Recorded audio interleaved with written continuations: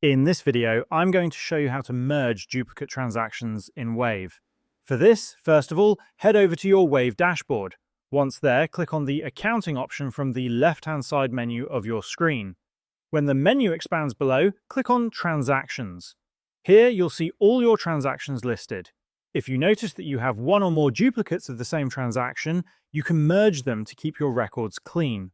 This icon, which appears above your transactions, represents the merge operation.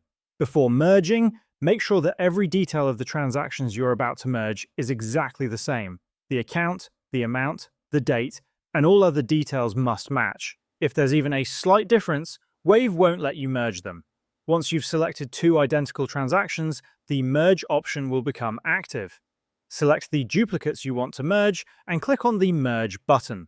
After that, the two transactions will combine into a single entry and will be counted as one throughout your records. This keeps your books clean and avoids confusion caused by duplicate entries. And this is how you can merge transactions in Wave.